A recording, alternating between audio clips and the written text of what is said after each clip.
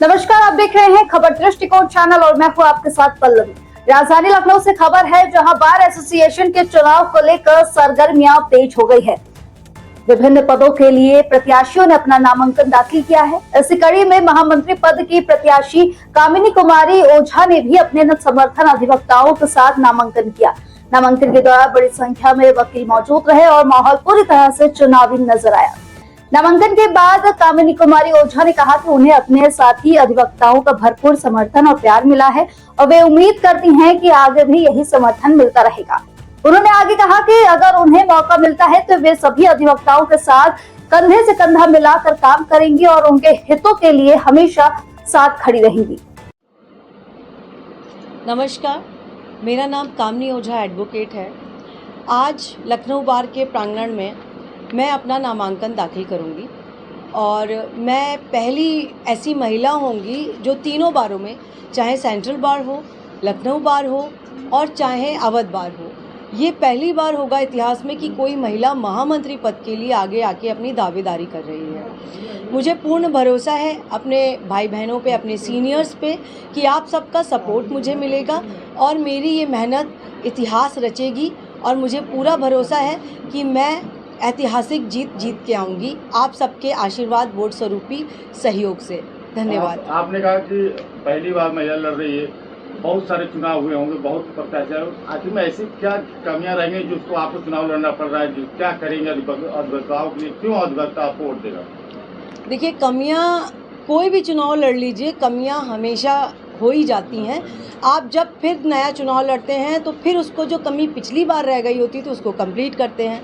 मगर महिलाओं के लिए यह है कि जब मैं 2014-15 में जॉइंट सेक्रेटरी जीत के आई थी, तब भी मैं पहली महिला थी। इस लखनऊ बार में कोई महिला जॉइंट सेक्रेटरी नहीं जीती थी।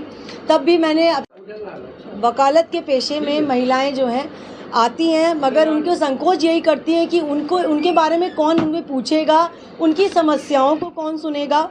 और देखिए, हमारी जो सीनियर्स महिलाएं हैं वो भी कुछ नहीं कह पाती हैं। तो मैंने ये हिम्मत करके अपना कदम बढ़ाया है। मुझे बहुत कुछ बोला गया, ये दुस्साहस है, आप कैसे करेंगी, यहाँ पे तो बहुत सारी चीज़ें ऐसी चलेंगी जो आप नहीं कर पाएंगी। तो मैंने कहा कोई बात नहीं सर, मैं अपना प्रयास करूँगी और मुझे पूर्ण भरोसा है कि मैं इस चुनाव को जीत के आऊँगी आप ही लोग के सहयोग, समर्थन और आशीर्वाद से।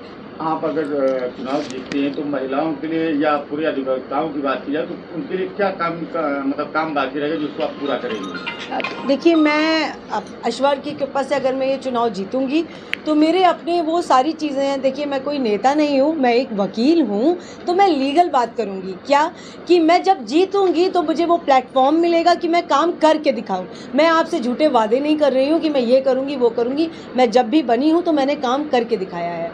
अब मुझे प्लेटफॉर्म देंगे आप। महामंत्री एक बड़ा प्लेटफॉर्म है और मुझे लगता है कि बहुत सारे लोगों को मुझसे अपेक्षाएं हैं कि मैं ये चुनाव जीत के आऊं और उनके लिए मैं काम करके दिखाऊं, बजाय कुछ पहले कहने से। हमारे चैनल के माध्यम से अधिवक्ताओं को क्या कहना चाहिए? मैं आपके चैनल के माध्यम से ये कहना चाहती हूँ कि आप सबसे निवेदन है मेरा कि आप लोग प्लीज़ मुझे वोट सपोर्ट करें और कोई महिला अगर ये प्रयास करके आगे आ रही है महामंत्री पद पे तो उसकी इस मेहनत को ज़ाया ना जाने दें। आप लोग का ये समर्थन वोट स्वरूपी आए और मैं जीत के आऊँ, यही चाहती हूँ आपके चैनल के माध्यम से। धन्यवाद।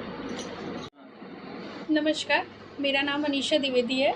मैं लखनऊ हाई कोर्ट से हूँ और अवध बार एसोसिएशन की सदस्य हूँ।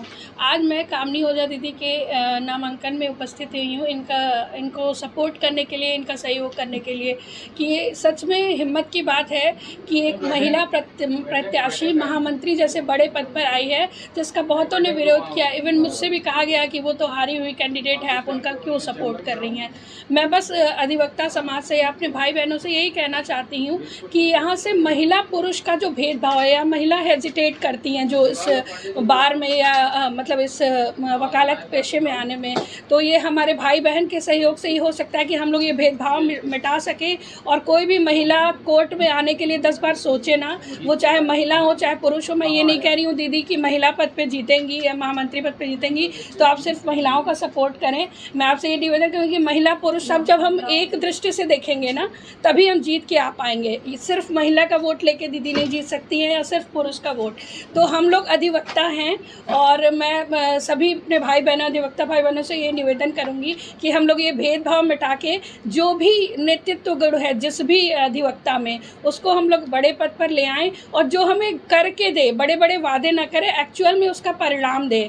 और हमें कामनी दी से ये पूरी उम्मीद है, जैसे जॉइंट सेक्रेटरी पद पे इन्होंने जो किया उन्होंने ये बताया ही, अभी भी उनसे उम्मीद है कि ईश्वर करे ये जीत के आए और हम लोग पूरा सहयोग कर रहे हैं और हम लोग ये चाहते हैं कि ये बड़े पद पे जीत के आए और अधिवक्ताओं के लिए एक उभरता हुआ चेहरा बन के सामने आए और सबके अधिवक्ता कल्याण में काम करें, महिला पुरुष का बिना भेदभाव मिटा के ये दिखा ले कि ये पुरुषों के लिए भी उतना ही काम करेंगे जितना एक महिला के लिए। धन्यवाद। आपने कहा कि कामनी जी की बात करी, बहुत सारे प्रत्याशी मैदान में है, तो कामनी जी ही क्यों? मैं किसी प्रत्याशी का विरोध नहीं कर रही हूँ। मैंने ये कहा कि मैं अपने संबंधों का निर्वाह कर रही हूँ, ये मेरी बड़ी बहन है, मैं इसलिए इनका सपोर्ट कर रही हूँ। बाकी सब प्रत्याशी सबका मैं सम्मान करती हूँ, मैं किसी प्रत्याशी के विरोध में नहीं हूँ, बस ये है कि अपने दीदी के साथ हूँ बस। कोई तो अच्छाइयाँ होंगी जो इतने अधिवक्ता इनके कानूनी के साथ में, तो ऐसे एक आध अच्छाइयाँ बताइए जो सारे।